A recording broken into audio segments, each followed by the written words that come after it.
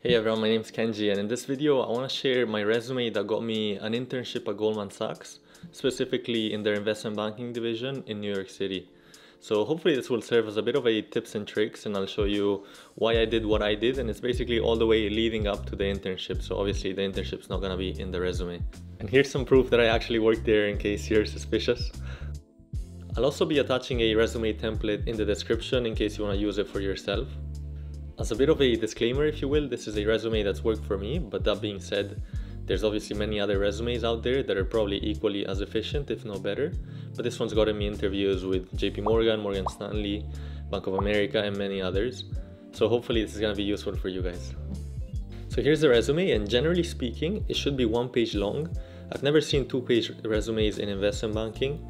And within that 1 page, you want to try to make it as full as possible. You really don't want too many white spaces, as that just looks a bit empty. So let's look into the categories. Generally speaking, I have 4 main ones, and they're basically in order of whatever takes up the most time of my day. Because I was a student, education was my number 1, and then it followed by professional experience. But if you're a full-time worker, then your professional experience is gonna go on top and education below that, right? And then after that, you have skills and additional education. That's the way I used it. I know some other friends of mine at Goldman, for instance, used a bit of a different structure where they also had a leadership experience section. And that might make sense if you want to include things like you did volunteering, that you were president of a certain club in school, other things along those lines. In my case, I didn't have any leadership experience, so I just didn't put it there. And that's a bit of a recurring theme, that in a resume, you really just put whatever you're good at, and you can omit whatever you're not good at, right? So you try to make yourself as attractive of a candidate as possible. So let's delve into each category, and I'll explain why I wrote the things that I did, and hopefully there's some takeaways there for you as well. So the first category would be the contact details. This is fairly self-explanatory, really. Typically you have the address, you have your mobile number, and you have your email. I will say though that sometimes I changed my address to my nationality, and the reason being that I want to emphasize that I'm a native speaker in a certain language. So for instance, I don't look very Spanish, but I'm native in the language, so I might put it up there just to demonstrate that if the job requires Spanish, I'm perfectly confident in the language, right? So next up we have education. Because I was a full-time student, that's basically what I have on top. Like I mentioned, if you're a full-time worker, then you probably have your work experience at the very top. That being said, within education, there's typically 2 main parts. First one's your high school, and next is your university. That being said, in my case, for instance, because I transferred universities, I decided not to put high school, and instead I just have the 2 universities that I went to, right? Also, another reason that I don't have my high school is that I personally didn't have very good grades in high school, so I decided to omit that. And you can really play around with these things, whatever makes your candidacy look stronger. Also, sometimes you might feel like you don't have enough work experience, then you might add your high school there and have a couple bullets for that as well, right? So let's look into Cornell University, for instance, and look into their bullets. Cornell doesn't actually have a finance major, so I tried to make my resume and the studies more related to finance as possible. So that included saying I'm in the business program, it included showing off my concentration, and other things like that make it seem like you're keen on investment banking, right? And as for the grades, I had fairly good grades, so I made sure to show that off. If you don't have very good grades, then you might consider omitting it, right?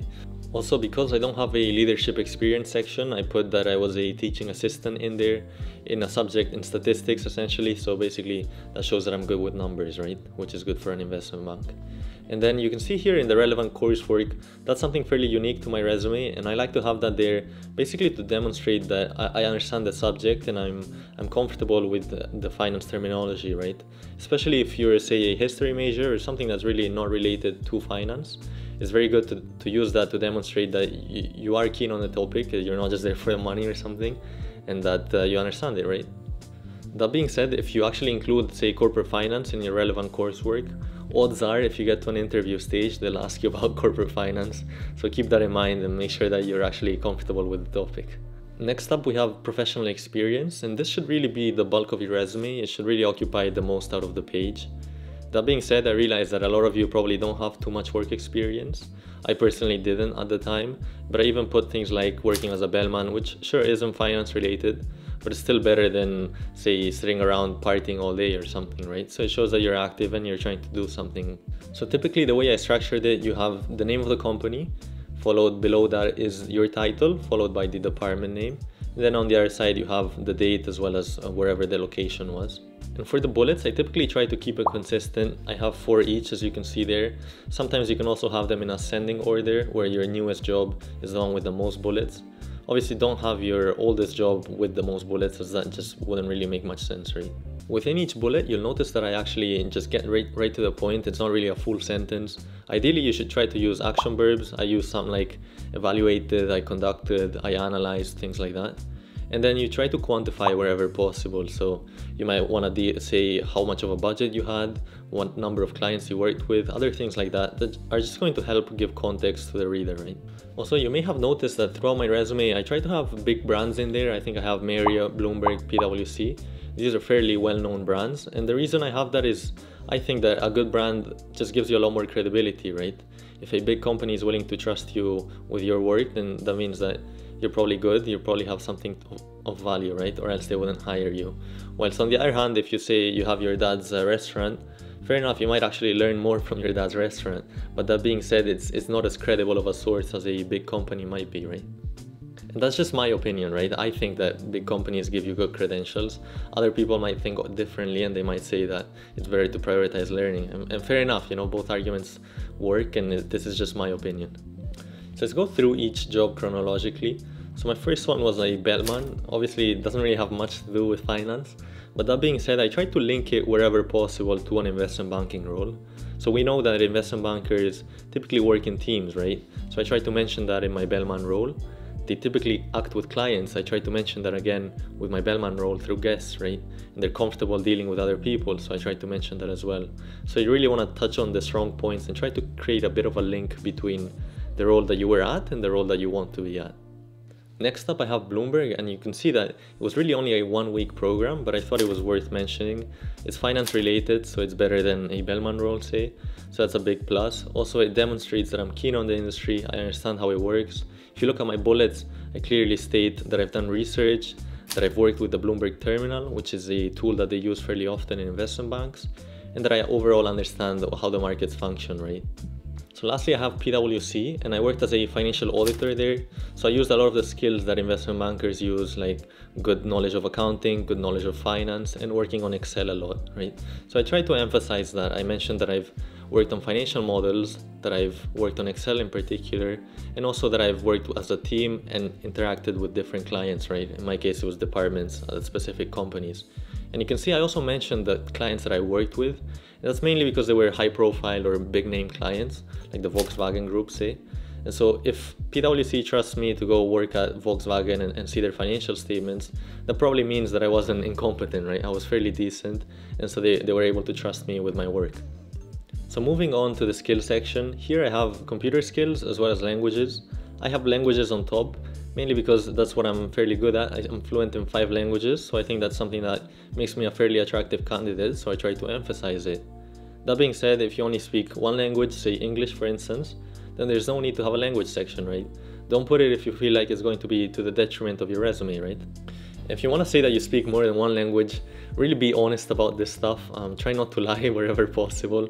I've personally had an interview with one person in 3 different languages, Spanish, French, and English. So just make sure you really don't want to be in that embarrassing scenario where say you speak to you in French and you don't have a clue what to respond, right? Now for computers, pretty much everyone says that they know Word, PowerPoint, and Excel. So if you want to try to stand out above that, you might actually get into the details of what you know in Excel, for instance. Like in my case, I put some formulas in there that I'm comfortable with to kind of show off and make yourself just that slight bit better than the other guy, right? You might also have some other computer skills that aren't necessarily related to investment banking, like say Python or JavaScript, but those are actually fairly impressive, if you will, as in people will respect that, so maybe that's a reason to put it as well, right? The last part I have is additional information. Honestly, this part is fairly loose. Everyone has it a bit differently, and that's fair enough. I will say though that a lot of people don't really think about it too much, but I really think it's a super important part, mainly because this is how you actually say befriend a recruiter or an interviewer, in that if you both went to the same gym club, say, or if you both support the same football team, these are all things that actually connect with each other on a personal level. And that can really make the difference between, say, 2 very good candidates, 2 Ivy League candidates.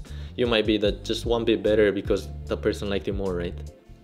So here I actually started off with competitive sports. In my case, I played a lot of sports throughout high school. I played for IMG Academy, and then I played for a pro team's youth academy. So those are things that I thought were fairly unique to me. And the investment bankers actually on the whole, they do like the athlete mentality, if you will. They also like military veterans quite a lot. So those are things that if you do have them, do emphasize. And they might not be sports, right? It might be something like music or dancing that you've done competitively. These are all things that will add to your resume, and it's also a good conversation starter. Now for interests, be honest about your interests. Don't put like, I love financial modeling or anything like that, because that's just pushing it. Recruiters won't think that's genuine. And fair enough, I wouldn't either, right? So put things like, I don't know, if you like surfing, you put surfing, running, whatever. Some people put books a lot, and that's fair enough. I will say that I have books as well. And fairly often in interviews, they would ask me what book I read most recently. So make sure you have one in mind, right? Then for certificates and achievements, I really just have some credentials that prove my fluency in the languages I claim to be fluent at. So in this case, it's French and English.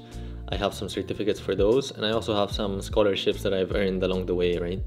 For you, that might be SAT scores, it might be a championship that you've won, other things like that basically. If you don't feel like you have any good ones, then just take them out. And these don't have to be finance related at all, right? And then lastly, I have an additional education part. And some of you might say like, hey, that should be at the very top. And fair enough, maybe it should. I actually had it at the very top back in the day, but as my resume got longer and longer and it was past one page, I decided to put it back down and make it a lot shorter, right? So that's really depending on how you feel about your resume. If you feel like you don't have enough space, then put it at the very top and try to expand on it. I will say that when you put it at the top, sometimes it just looks like it's as important as your degree, when really it was only say a 2-week short course. So try to keep that in mind. And if you're enjoying the video, feel free to like and subscribe. It really helps out the channel a lot. Lastly, if you want to break into investment banking, I also made an external course that I'll link down below, which basically outlines the whole process. It's essentially the class that I wish I had while I was going into the process. So it goes all the way from what kind of a degree you should have, what kind of major you should be in, all the way to the application prep, the networking, the interviews, what kind of questions they might ask. So it's really a complete package. And if you're keen on that, feel free to check it out. So yeah, if you have some questions about any particular part of the CV, feel free to comment them and I'll make sure to get back to you. And that's all for this video. Thank you for watching, and I'll hopefully catch you in the next one.